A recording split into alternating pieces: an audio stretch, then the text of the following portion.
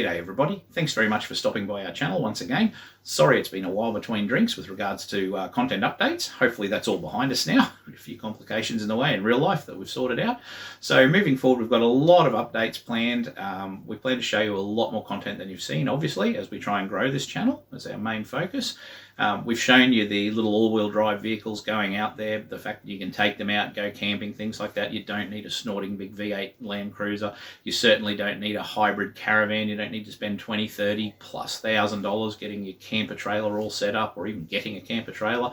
You've seen the earlier videos with my car where I go camping using just an awning tent. In this video that you're about to see, it's a real test for my car because I've actually acquired a camper trailer for a pretty reasonable price actually, and this is for me to try and showcase the ability of these vehicles to tow. So I do get asked a lot, oh yeah, you know, you say all that, but what about towing? What if I do want to get a camper trailer, or what if I've already got one? Can I tow with these Subarus or other all-wheel drive vehicles? And I mean, the answer is yes, you can. You've obviously got to focus on your GVM and your GCM. So you've got your tow ball weight. You've got to know what it is you can tow. You can't just go and hook up to a caravan using one of these vehicles. They do have their limits, like all vehicles. So you do have to have a trailer that's appropriate for them to tow. But I hope this video will show you that you can certainly tow with them. We get some pretty good fuel economy out of these towing in this trip. But for now, thanks very much for tuning in and hope you enjoy the video. Oh, baby girl.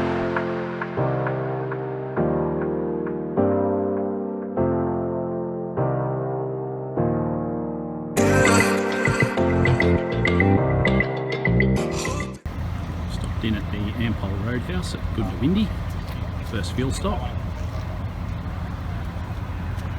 Pleased to report that both cars have returned very respectable fuel economy, given that they're fully loaded, towing heavy trailers.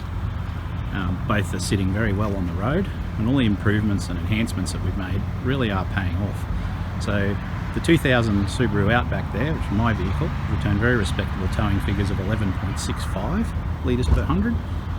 While the 2008 Subaru Forester is no slouch either, fully loaded with 2 passengers has returned 12.2, towing a much heavier trailer than the Outback's towing, and we're very impressed with those figures.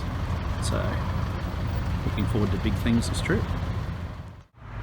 One of those new additions that we've made is adding Petter's raised springs, just to help lift the rear end when towing. And as you can see, with a fully laden car,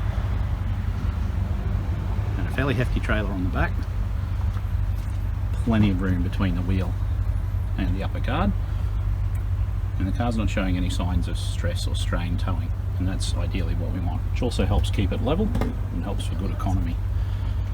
Been a really good change, we think. From Goondiwindi we made the drive to Moree, a long straight western road, and it wasn't long before everybody felt that they needed some blood back in their feet, a chance to stretch their legs, and a bathroom stop or two. This was made super easy with our Dualca ensuite. I can't speak highly enough of these. I'm not affiliated by Dualca, just like any of the other brands that I've got. I don't have sponsorship deals, I'm not affiliated with them, but I have to recommend it. Really quick to erect, really quick to pull back down and pack up, and it gives you privacy. You're not worried about whether or not you've got to pull into a service station, do you have to find a public toilet. You can pull over in a nice rest area like this and create privacy for yourself. So fantastic bit of equipment. And this was a lovely chance to stretch our legs before hitting the highway again.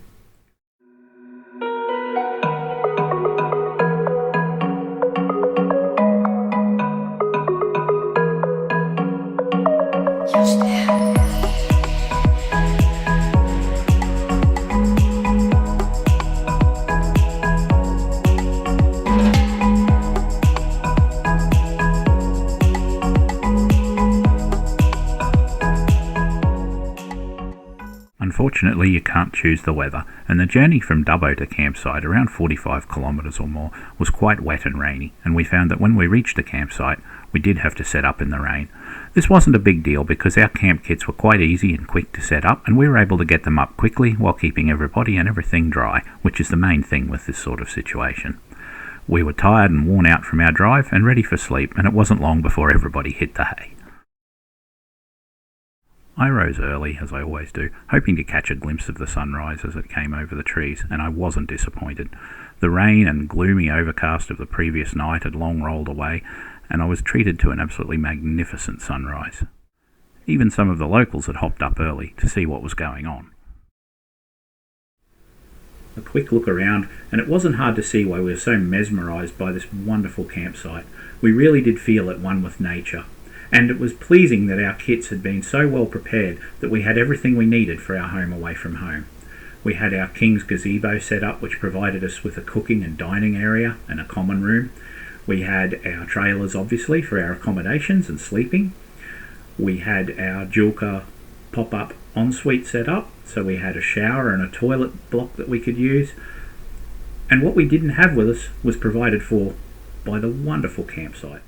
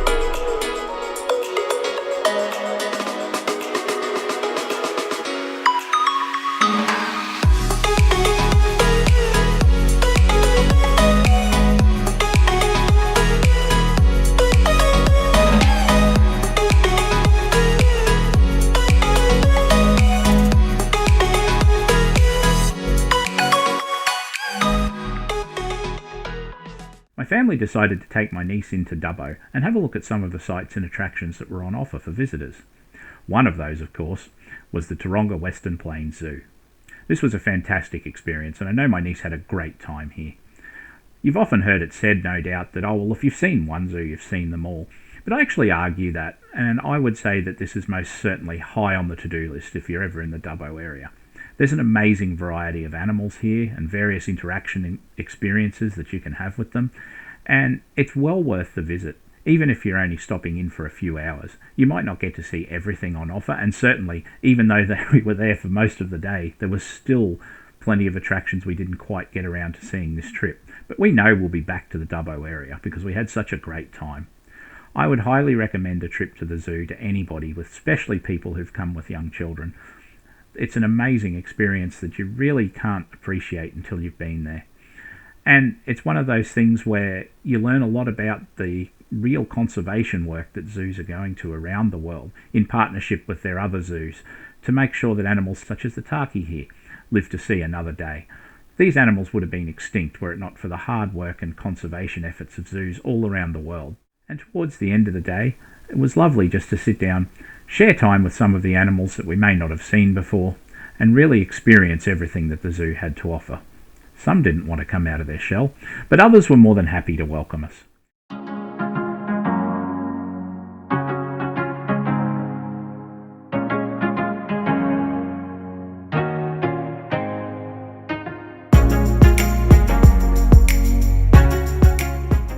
The zoo was fantastic, but there's so much more to Dubbo than the zoo. It's such an old town, dating all the way back to the colonial days. In the centre of town you'll find the old Dubbo jail. This is the original building, and it's a real historical showcase of just what life was like back in those times, shown from, of course, those working in the jail, through to the convicts themselves, and everybody in between.